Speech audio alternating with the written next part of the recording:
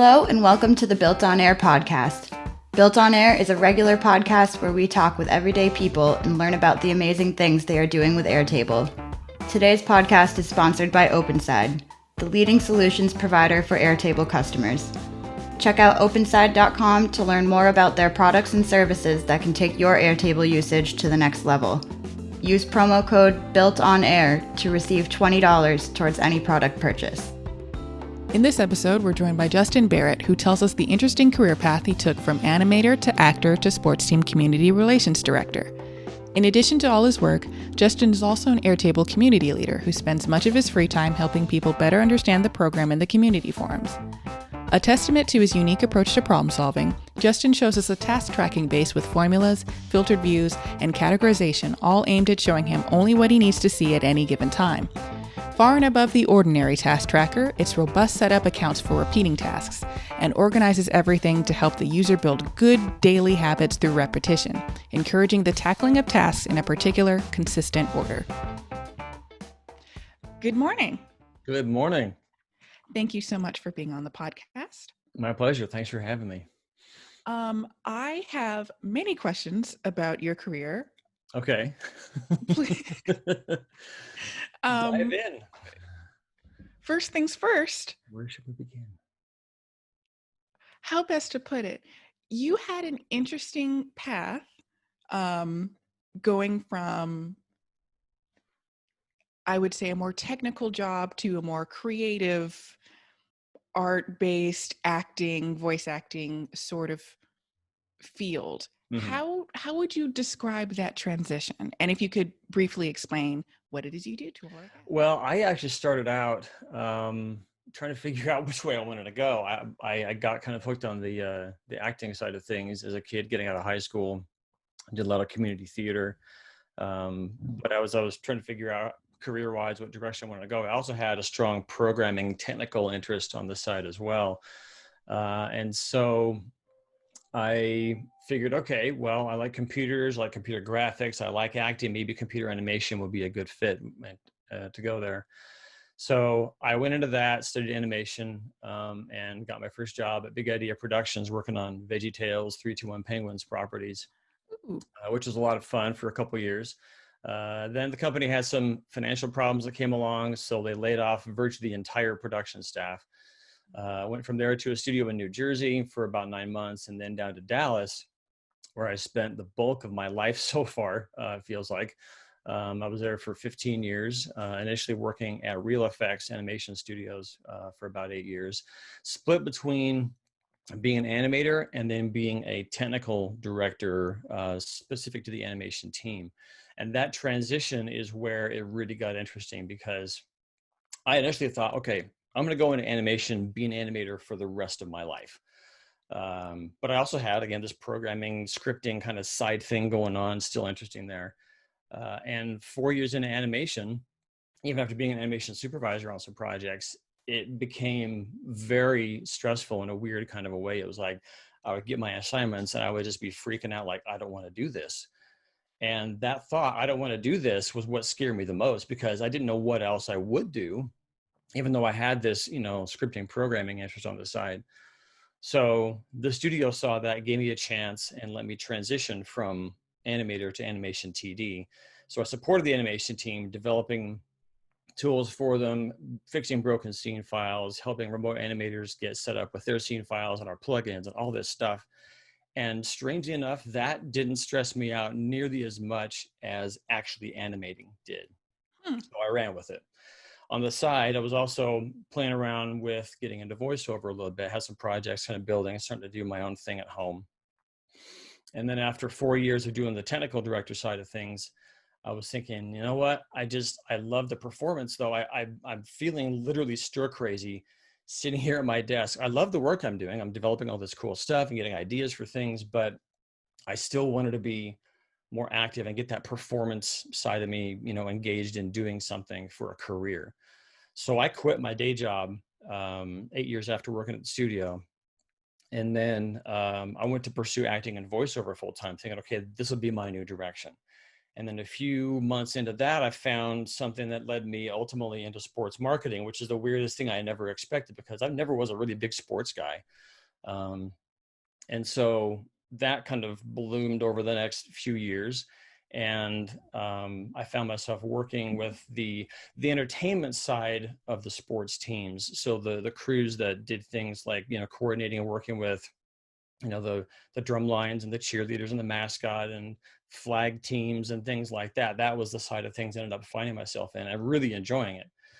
And so after a few years of kind of freelancing mostly and some part-time stuff doing that, we ended up moving out here to Las Vegas to live with my wife's parents, which is the house we're in right now.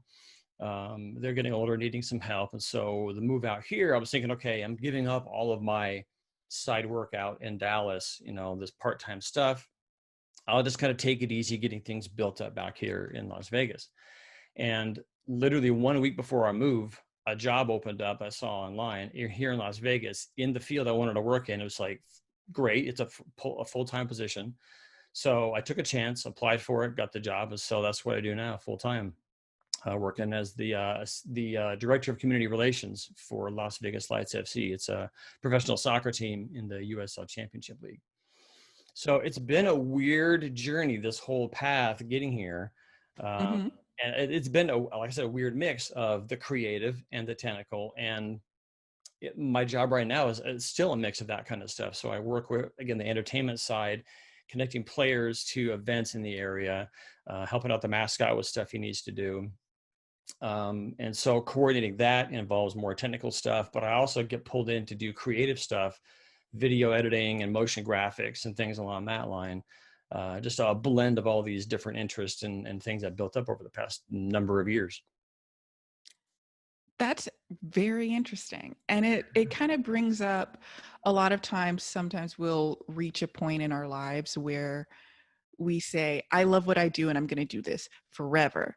Mm-hmm. And then that turns out not to be the case later on. Not that you didn't actually love the thing, but sometimes you grow, sometimes your expectations of life change. Like you said, moving to support your family. How do you think, would you say you would do anything differently now knowing you ended up in some place that you're happy with?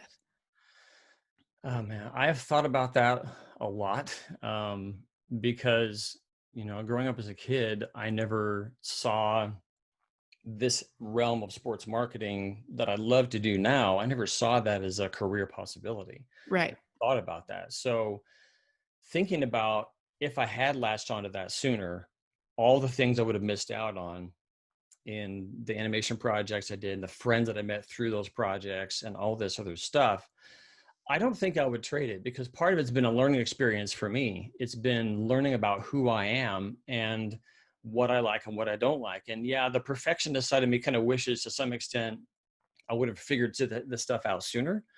But I also realize I would have missed primarily just all the awesome people I've met along the way who have helped and built and, grown me to where I am now. What a So I great would not outlook. want to give up all that stuff at all. So when did Airtable come into play? Airtable came in about a year ago, a little over a year ago, actually. It was around February of last year. And it was a weird kind of a thing. I was part of my interest in like motion graphics, video editing, and that kind of stuff. I was following a YouTube channel called Film Riot. And after many of their episodes, certain episodes they would do, they would spotlight some tool they were using or some cool film they saw recently they wanted to promote. And in one of these little plugs, they plugged Airtable. And they said they were using it for organizing their internal projects and a whole variety of things. I never heard of Airtable before. So I downloaded it and was like, okay, this looks kind of fun. My initial impression was, yeah, this might be interesting for a little bit, but I'll see how it goes. And before I know it, I've got dozens and dozens of bases and all kinds of crazy things. And I'm up to my neck and stuff in the community and you name it. It's just like took over my life, it feels like, to some extent. Yeah. I think that's the universal experience. It just kind of appears in our lives and then takes over. Exactly. So have you ever been able to use Airtable? You said you had a million bases. Have you been using them for mostly personal, mostly for professional, a mix? It's been a mix. Yeah. Initially it was like all personal stuff, but I also realized that, with a lot of the freelance work I was doing, I wanted to be able to track certain things and build my own invoices and all kinds of stuff, tracking mileage and things. So I began building a number of work related bases that helped in those veins as well. So the blend right now is, it's still probably pretty skewed toward personal stuff. But I do Mhm. have several bases in there and a variety of different categories, you might say, that deal with work projects, work ideas, work things I'm tracking in a variety of different veins. Okay. So in the past year or so that you've been using Airtable, you have been pretty active on the forums, and you had technical knowledge beforehand, but had you been working in sort of a database environment before? And if not, how helpful were the forums in getting your feet on the ground? Forums were hugely helpful. I did not. I dabbled a little bit years ago. I was working on some projects for partly from my own website that I was building from scratch, and I don't recommend doing that unless you really, really love that kind of stuff. And I kind of loved it and kind of didn't. I was like a mix, but Mhm. I had done a little bit of MySQL or MySQL or whatever you want to call the thing for some personal database projects. But that was a long time ago, and then way, way, way back when I was a kid, my mom had been building a database to track certain genealogy information she was doing. But I had very, very little database experience, and so coming into Airtable, it was a little bit of a learning curve, but not too much. I've always been enjoyed the process of just figuring things out on my own and trying to just learn as I go. And so I just dabbled a bunch on my own. I found the community, went in there and was like soaking things up and reading posts galore on, how more the details of how formulas worked and some more elaborate connections you can do between tables. Some of the demos that I saw out there from W. Van Hall primarily were kind of inspirational and like opened my eyes to some of the cool things you can do in that vein. But yeah, I mean, it was mostly, I guess, just a general interest I have in organizing stuff, combined with the programming, cool things you can do via, formulas and lookups and rollups and those kind of things that really just opened my eyes to a lot of the benefits you could get from using Airtable. Yeah. I often find it also works in the reverse, in that in using Airtable, you find new use cases for either if it's a base for your work, you find new use cases for your work, or if you're using it for your personal life, you find a new thing you can do in your personal life Mm, because Airtable has that functionality. mm, Um, I think it's great for getting people organized, or even just thinking through their processes. So you mhm. said you use it for work a little bit. Has it helped you kind of pare down, what do I actually need to do? I think it has. I mean, part of my struggle all along has been just kind of task organization and what do I do with what I have and the time available and things like that. And I've tried lots of different planning systems, and some have worked better than others, but um, it's always been a challenge for me. I think I have had some undiagnosed level of ADHD in me since I was a kid, because I feel like I get pulled a lot of different directions. And so one of the things that I'll demonstrate a little later on with the planning, the task planning base that I built, was I wanted to focus what I see at any given time and really strictly control that kind of stuff. And that has helped me a lot. Now I still have these proclivities toward just, okay, what do I see over here? What's my mind going towards over here? And kind of gravitating towards that. So it's still more of an internal struggle to use the tools that I built versus just kind of letting my mind wander and grab onto whatever happens to be, in the moment. But having Airtable there to allow me to build this kind of a thing and take what I know about myself and build something that works with that as best I can has been a huge help. Right. Um, have any of your Airtable solutions been used by other people? Like, do you use them as part of a team? Haven't done any team level stuff yet. I'm trying to get people at the office at the job where I work now a little more in tune to Airtable and some of the benefits it can have to simplify some of the tracking we do internally for event planning and things along that line, and games and all million other things. Um, but it's all been primarily just helping me with my own tasks and responsibilities to get stuff done more efficiently for right now. Sure. Did you want to demo your base for us? Absolutely. Okay, so this is, I've called this thing by a number of different names over the past, I don't know, probably 6, 8 months since I first built this thing. But it's kind of my planning system now. I don't like calling it tasks because I want to think more about planning and organizing and structuring what I do each day versus just checking off a whole bunch of tasks, even though that's ultimately what I'm kind of doing in here. Um, and one of the things that I developed pretty early on that I knew I wanted to have was, again, some kind of a way to control what I see at any given time. So when I open this up every single day, I've got some other automation I'll talk about in a second that helps with this. But the first thing I see is my top priority task, the one thing I want to do before I see anything else. And I have to get that done first. So once I check that off, then up comes everything else in my next level of things I want to do to begin my morning. I've got a morning routine that I've developed. So I got breakfast in there so I can check that off. And I've got various other things in there. And also one of the pretty early things I realized I wanted to have in this system was this idea. I have a task here to talk about this, talking about the different task types that I've come up with that, again, work well for me. I came up with I think I had 4 in the initial days, and I whittled it down to 3 over time. So I've got these 3 different task types in here: recurring, single, and scheduled. And over here, I've got a little view I set up to kind of elaborate these a little bit more, mostly on the schedule side of things.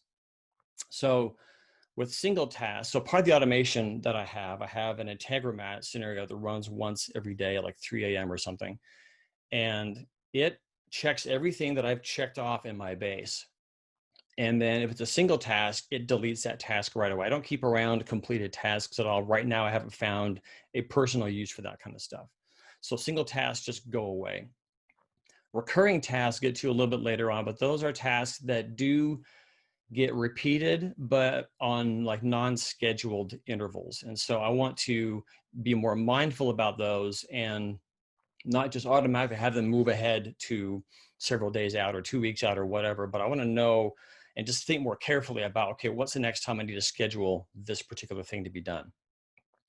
Schedule tasks are where I got really complex with setting up extra fields and things to track all this stuff. So with the schedule task, I'm probably actually going to unhide the due date for right now. I'm going to keep that hidden in this particular view, but this builds off of the due date and then the frequency that I build in this field, and then a series of formulas take that out to calculate what's the next time that is due.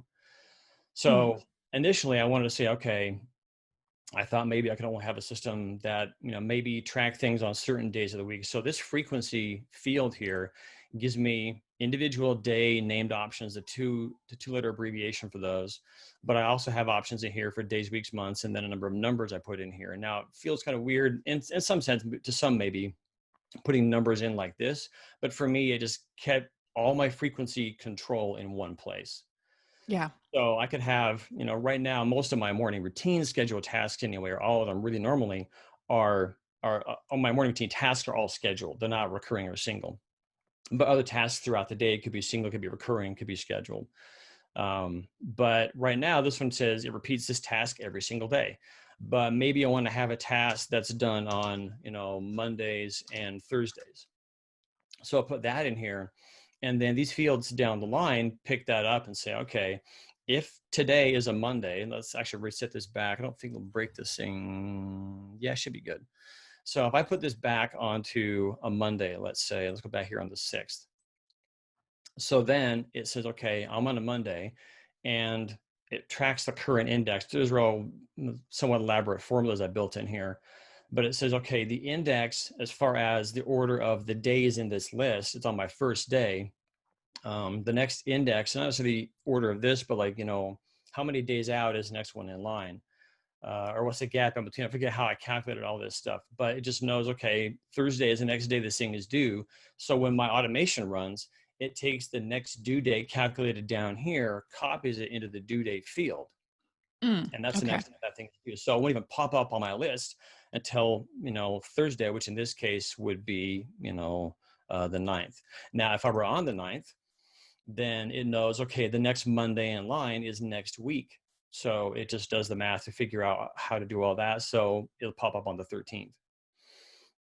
And I can actually mix and match these in any order I want. So maybe I have something on a really weird schedule. So Monday and Thursday one week. And then I want to add, Tuesday and Friday of the week after that. Now, even though these aren't in the days of the week order, this will still work. It just figures out, okay, what is the next Tuesday after the current Thursday? And then figures that out. And then what's the next Friday after that Tuesday? And at the end of the week, it jumps back to the beginning. So Okay. it took a while to do all the formula calculations to make all that happen, but it's a really, really flexible system. And on top of that, the same field also lets me say, like I have down in here, 1 days, or I could do 3, put weeks in here. I could do, 4 years, whatever, combination of that kind of stuff I want. And it just populates that into a very simple calculation. Okay, go 4 years out from this date, and there's my new due date. Mm. So whatever day, every single day, my automation Integromat is run. It just takes this date here. Actually ignores that date, takes the date down in here. If it's a scheduled task only. Now, single task, it'll ignore all this stuff. If it's scheduled, though, it would take the next due date, populate that into my current due date, and then that task wouldn't even show up in my view until that next time it's due. So that was one thing that I'm really happy with, that allows me to be as flexible as I want with things that I do want to be on a recurring basis. And this is totally automated. So even if I don't complete a scheduled task, it will still follow that schedule, the schedule that I built for it via this frequency field. Mm. So that kind of stuff. Now, in some cases, I don't want it to just automatically jump ahead to the next day or next week or whatever. And I'll maybe throw those back into recurring instead, because I want to be more mindful about that kind of stuff. But some things happen every day, or every Saturday, every Sunday, every Wednesday. So those I just throw on scheduled, and just kind of let it roll from there. That's cool. So that's the schedule. Now, sorry, do you have a question about that? Or? I was just going to ask again, whenever I'm shown a base, I'll always look at how many hidden fields there are. Mm-hmm. And there's 27 in this case, originally 28. In order to do something like this, right, obviously you would need many different hidden fields to do sort of that background calculation. Yeah. And when you have a solution that requires that, it's often hard to figure out exactly where do I need to get this information from and where do I put it. How long did it take you to get this one frequency field to be that flexible? It wasn't that long. I had really? been using Airtable for a little bit to that point, and so it was just kind of sitting down and taking things a piece by piece and just figuring out, okay, what am I trying to get out of this? How can I structure the contents of this field to allow the next step to get what it needs, and then that populates the next step from there. So my first pass on this was the Monday, Tuesday, Wednesday, all the day of the week level stuff. And only later on did I add my numbers and the other days and weeks and month options to that and find a way to make both options work in the same field. Mm-hmm. But the initial progression, the trickiest part of that was to figure out, how do I go from the end of one week to the beginning of the next week? Mm-hmm. But just kind of like breaking it down, doing the kind of mental math and figuring out, how is there a repeating pattern of some kind I can find in here? How do I mathematically represent that, or logically, or combinations of that in these various formulas? And so it starts off with it mashing together everything in this field into a single string.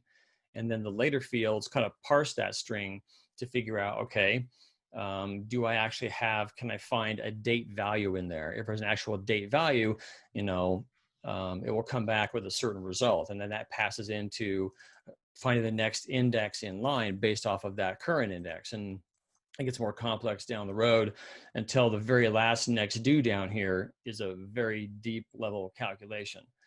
But it was still kind of built up a piece at a time. And that's often how I work through more complex challenges of any kind is what's my first level to get some piece I can use to go to the next step, and then the next step, and then the next step. So I won't try and come up with the entire solution all at once. I'll just take it, what chunk do I need now?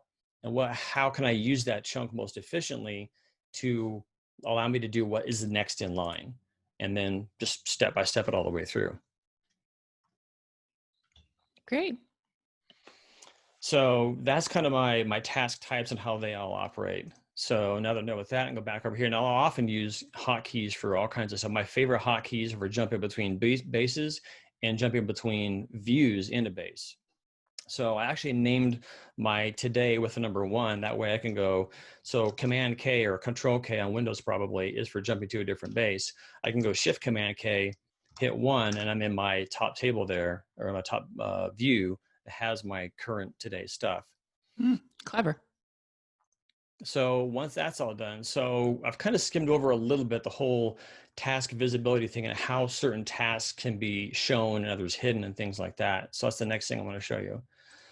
So this is also a multi-field kind of collaboration of things, but it all happens in this one table. So I'm going to strip all this out, kind of begin from scratch. Nothing's been done. So right now, I actually have these 2 tasks being marked as visible, but it shouldn't actually. It should only have my top priority task. If I jump back over here, so yeah, the top priority task is still just kind of sitting there on its own. Although I'm still not sure why that second one is showing up with the visibility flag on there. But that will only become truly visible once my top priority task has been completed. So once I check that off, then everything else populates in here and becomes visible. So this field looks at the parent. So the parent is part of what's driving all of this stuff. Every task in this base has a parent. And a lot of that has to do with the visibility structure. So I only want, these are the tasks that become visible once that parent task is completed. Now it's primarily driven based off of, is that task also on the same day? I have some tasks that have parents, but in some cases they're on the same day. Some cases they're on different days of the week. And so if the parent task and the current task have different dates, I won't let the child task, you might call it, stay hidden if its parent task on a different day hadn't been checked off, for example. Okay. It will still show up. But if it's on the same day, it waits until the parent task is done and then shows the child task. And that's how all the visibility was done and that other side of things. So top priority task, that's done. These all become visible. I use this parent state to figure out, just kind of looking up, okay, is that parent task done? And then that gets calculated in this formula field here to use a number of ifs to figure out, okay, what do I want to be visible based off of these various criteria? Is it not been checked off? If it hasn't, then, okay, does it have a parent? If it does, then is that parent date the same as a current due date? If it is that parent state currently set to be visible? If it is, then go ahead and show the current one. Or the parent state is being checked off, sorry. So anyway, it took a while to kind of narrow down the details of all this as well. But so I use that visibility track as my main control in my today table versus is this thing checked off, because I want that parent task to drive what's going on.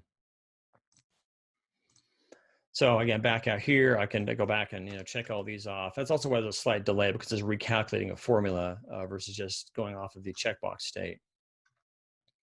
So once my morning is complete, then I go into, again, this is all of these tasks have their parent as that morning complete task. So now I go back in here and say, okay, what's the next thing on my day? Review overdue tasks. So I have a view for overdue stuff. And then these are all the things that I didn't get done any day in the past week, month, year, whatever. I can go in here and figure out, okay, I want to add these to my current task list today. So I just pop in here. And again, a hotkey I love to use is Command semicolon. Now, again, normally I don't have these popping in this list, my morning routine stuff, but things like, okay, find the print rank. Yeah, I'm going to do that today for sure. So I'll pop that in here. it goes off the list. I need a budget today, so I'll pop that in there. Again, just command semicolon to add those as today's date, and then they pop back over on my other list. But they're still not visible just yet. So my next thing on this list after my overdues is to go through recurring tasks. Again, this is where I want to be more mindful about how I approach this stuff. So I have a view to update all those. Right now I only have one. Again, it's probably more morning routine. So morning routine stuff normally doesn't show up in here. They're all scheduled for every day. But if I had other recurring tasks that I had completed the previous day and they need to think about, okay, when does the next time this thing needs to be done? They would pop up in here. I would change the date, uncheck it, and then it goes away. So once I've got all those done, then I do what's called planning my days groups. So as you can see in here, everything has been kind of grouped in a certain category. That is set up over on this table. Now, I have this set up based off of my actual setup space over here. So these are all the groups that I have for everything. And I'll talk more about some of what the details are in here, but I have certain groups that I always want to be showing in my tasks table. So I mark them as a checkbox there. And then a formula, okay, are they selected, yes or no? So if they're always going to be selected. But what I do normally is walk over here on the today list. This shows me tasks that I had previously marked with the current today's date. So I don't want to just do everything I marked. In some cases, I may give myself too many tasks to accomplish.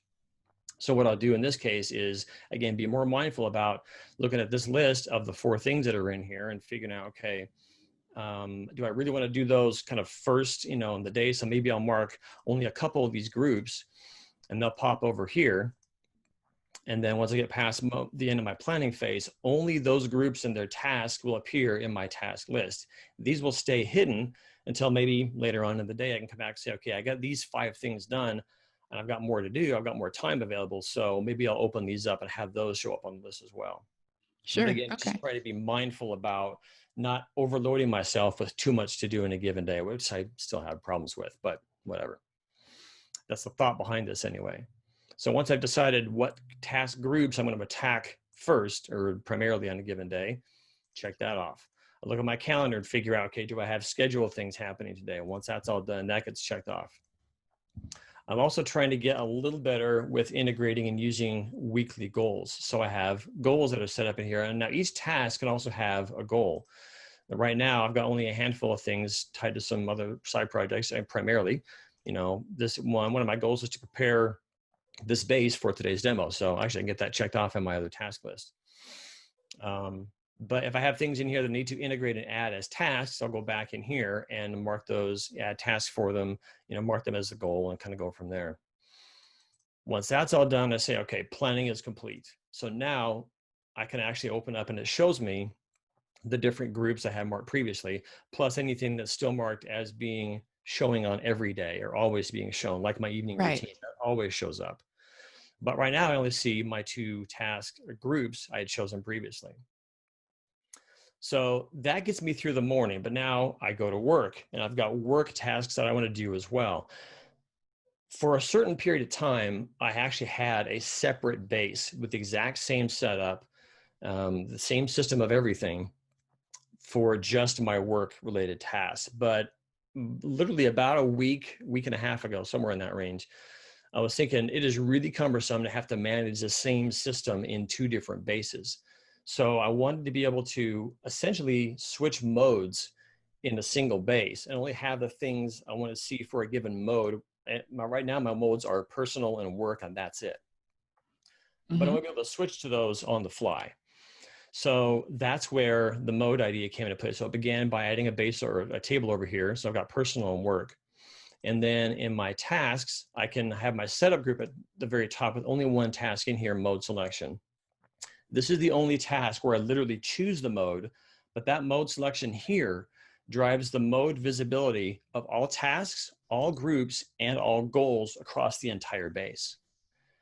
So I can pop in there, I can X out my personal, and it stays visible because of how I've got the thing set up with formulas on the side. I change this to work, and now my work task list begins to show up. Have the same planning system in here. So review overdue tasks. I go to the same overdue task view, And now this is only showing overdue tasks for my work mode. So one view deals in two different modes. Actually, a lot of my views in here also have this idea of tying into whatever current mode I'm in. So I go the same process here, update my overdues, go through my recurrings. My recurring list also shows only what's in my current mode. So these both now show tasks in my work mode. And the tasks themselves aren't tied to the mode. It's the groups that tie to the mode. I had tasks tied directly to modes originally, but that was too granular. So I have it set up so each group is set up to be tied to a certain mode. So most are personal, a handful in here are work, a lot of them are stripped out for the demo purposes. So right now, only these 5 work groups will show up in any manner over here in my tasks. So I'll go back up in here and I can check off the same kind of things I did before. So my overdues are done, recurring, anything undated. I didn't have undated on my personal list. I'm probably gonna add that back in eventually.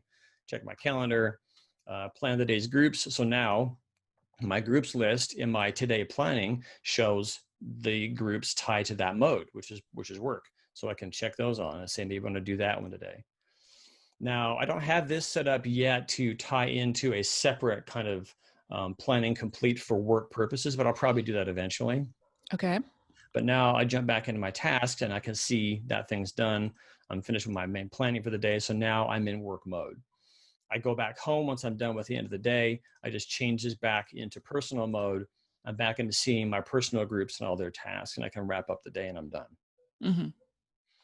So that was the most recent addition, but again, that has helped me clarify what I'm seeing and allow me to use a single system for both work and personal organization. But being able to have one system ties everything together and just really easily change to different modes. Now I thought about doing this. This could all be done by messing with a filter, but I've already got 5 filters on this thing. I don't have to deal with a filter change every time I wanted this stuff to pop up. So I wanted to have this be something else that was a little more kind of more cleverly driven, for lack of a better word. So I can change my mode, but the mode won't go away. And, other things, stay in place, in that vein. So I am talking about the different planning modes. So the next thing in here, I also want occasionally to look at a single group, whether those tasks are due or not, and kind of figure out what's in the group, maybe change the order and things like that. So I made a view, it's called single group, and it uses a similar structure, but at a group level in here. So right now, this is just showing me my morning routine group. So I've actually got an order field over here that lets me specify what order are these tasks supposed to show up in when I show them in my main today table. It's a simple numerical system, but it ties into some other formulas that also tie into the group names themselves in the numeric order that they are in. That might get changed at some point in here in a couple hours. I'm kind of mulling over some modifications as literally every day almost. But in this way, I can say, okay, I want these tasks to show up in a certain order in that list. If anything does not have an order number, it automatically goes to the very bottom of the list to be shown after everything else that's kind of order specific in that case. But I can also in here delete my current group, pop that out, and say, okay, I want to see my finances group and everything in there, and just show all this stuff. And so nothing in here is ordered, so it kind of arbitrarily just whatever order Airtable decides to show them in, that's how they appear when that group pops up. But I'm seeing everything based off of dates or no dates or whatever. I can see the frequencies. I can put notes over there and do all that stuff in here for just that one single group. And it switch arbitrarily between these groups based on this one thing down in here versus having to jump into a filter, because a filter, again, also ties into modes in this case as well. So anyway, that's it about the single group side of things and how the order kind of plays into that as well. So the order then shows up in here. These would actually change order if I change the numbering of those things in that order number field. Right. So that's it as far as the actual planning base itself and the kind of main features I'm going to demonstrate in there. I do also want to show you my mileage tracker, like I said earlier, but before I dive out of this, do you have any other questions about what's in this space? Not so much a question, but a comment that this works pretty differently than other task planning bases that I've seen, in that it uses, I guess, a concept of one record in a table being strictly meta, where it's set up to set up the rest of the base. So like you were just showing before, with what the active group was, to then show the related tasks underneath it, all within the same table, as opposed to using, say, yet another table to set that variable in and then have it pull in through filters later. So an interesting way to go about it, and obviously it works because you're using it. And also it seems to be very flexible in terms of not every day do you want to work on necessarily the same groups, for instance. So having that flexibility to say, this day only show me stuff from this group or this category, and then flexibility in another regard with how many or how often a task may repeat. Does it even repeat at all? Yeah. So on that idea behind the meta concept we talked about earlier, I'd thought about, and I even recommended some people in the community, and I did apologize. I actually like this setup better for kind of in-place selection of what I see in this view versus having to change a filter every time. I had recommended some ideas, again, to some people in the community about using a connected table and linking everything into that table strictly for the purpose of changing and only showing a certain option at a certain time, for things like a single selector, multi-select, or whatever. But using a table in a a little more natural way, I feel, to do that kind of selection. And it's a pretty easy setup as far as how this all goes. So by having this thing linked into my mode table over here, I simply look for this name, mode selection, in the list of all the things linked coming from my tasks. And if it shows up in there, then the task mode just echoes that in this field here, and that could be then looked up back in the tasks table. And the same thing it goes for tying into groups and goals as well. Right. So it's a really easy way to have one bit of data drive a number of other things across several tables. And I can't remember where I came up with a concept for that. I think it was actually inspired by something that I heard Dan Fellers tell me about, and something he heard from somebody else. I forget where it all came from. But it was kind of percolating around in my brain for a while when I began to get it set up initially with the groups and then with the modes. It just made a lot of sense to just tie in everything that way. So that's my personal preference for how I drive all this stuff, but it seemed to be working out. I really like how it operates so far. Sure. So do you want to show us the other base? Yeah. So my other one I wanted to share, I had various things I was hoping to also throw in here for other bases possible, but this one was also kind of fun. This ties into a system that I had learned from the community, from W. Van Hall, and seeing some of his demos. The concept behind this is where you have every record tie into a single record in some other base. You do certain operations there, you roll all that back into this one, and then do more stuff to allow certain kind of magic to happen, you might call it. So the idea here is I wanted to be able to really easily track mileage. I could have manually put in, and I initially did, back when I had this thing as a spreadsheet, I was manually entering mileage for all the trips that I took. And I would frequently go from place to place to place to place. And some of these locations I was going were always the same. Right. And I have to look up and see, okay, what was the mileage between A and B, or B and C, or A and C? And I had a separate space in my spreadsheet for that. And so I wanted to automate that as much as I could. So this table right here is set up with a link field. And that's, again, the common system that he set up. Where is it? Link to calc, there it is. So this, by the fact that this is the driver for this group, any new record that I add in here automatically has that link made for us. So it's a really convenient way of keeping that in place. That is one of my favorite little tricks for Airtable, and I think everyone got it from W. Exactly. So that ties into this, but this is also pulling in information from a common trips table. This has the same link connection set up in here. So this is the space where I figured out, okay, I want to go location 1, location 2, that's this many miles, 1 to 3 is this many, and so forth. So what I have hidden out here, let me just show all, make this a little easier. is I need to build a string that is a consistent length that I can then kind of dig out via indexing later on. Yep. So I just pad it out with a bunch of asterisks via formula here. And now I wanted to do that so if I'm in my trips table and I go from 1 to 2, it'll pick it up. But I also pick it up if I go from 2 to 1. So both directions. Mm-hmm. So I'm actually building 2 different strings in here. So location 1 to 2, 2 to 1, and it builds those strings out individually. And it also tracks in what the miles are, and I pad those out to 3 digits. So if I have a longer trip, that can also be in here as well.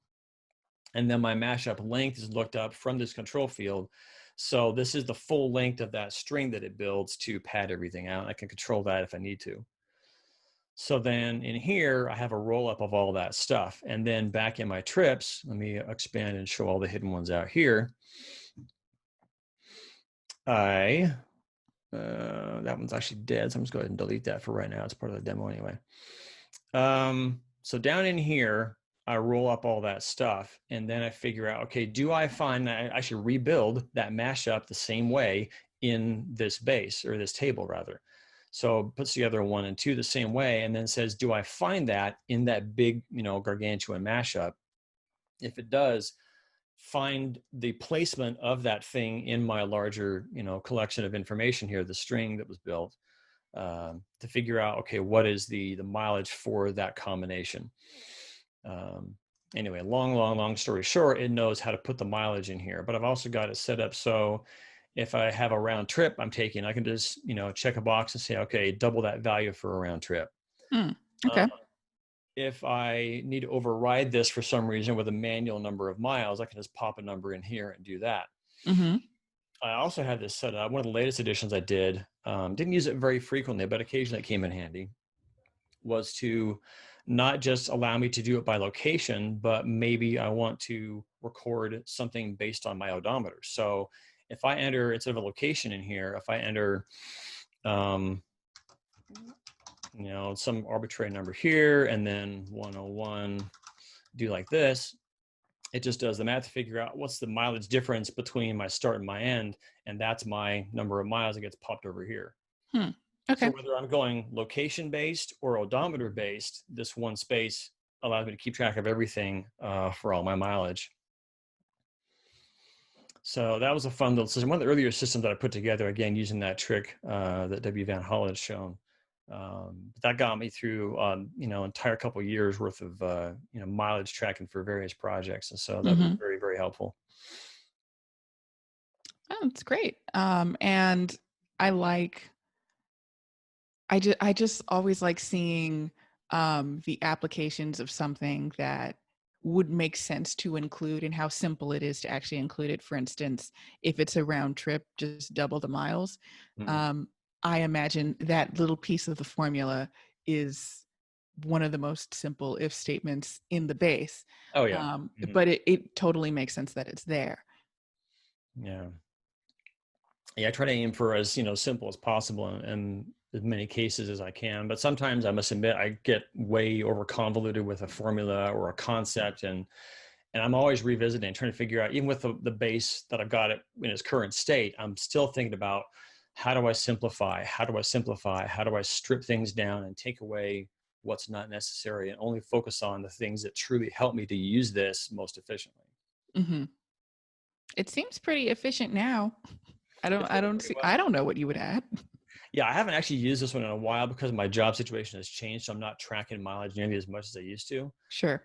But mostly with the planning base, trying to figure out, my latest thought was, do I need to have every single group prefaced with a number on there? I'm thinking about stripping the numbers off of a number of those bases, no pun intended, to simplify how that's organized and not have to force it through a certain order of the groups every time, and let some groups just be arbitrarily ordered, others in a specified order, and kind of mix and match.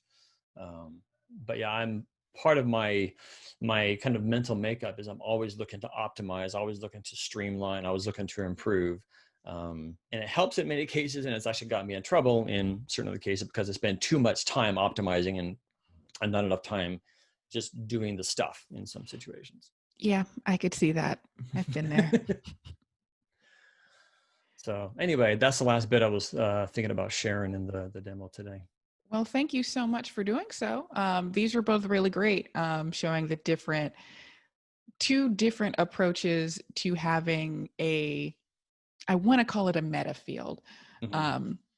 a meta record that sets up the rest of your calculations. Everything is coming off of one record. In this case, in the base we're currently seeing right now, mode selection. In the other one, it was the one that's just named a period. Mm-hmm. So Yeah. great. Cool. Well, thank you very much. I appreciate you helping me, letting me kind of demonstrate some of this stuff. It's been fun building it and fun sharing it, and I'm hoping to eventually be able to share this finished base, quote unquote, finished, because in my mind it never is finished. But I'm hoping to get it to a point where I feel comfortable sharing it with a wider audience and letting them play with it and develop it on their own and morph Mm-hmm. it and whatever they need to do. Oh, that would be great. So whenever it's ready, just tell us and All we'll right. send it to all of our listeners. Absolutely. Great. So once again, thank you for being on the podcast and you have a good day. Thanks again. You too.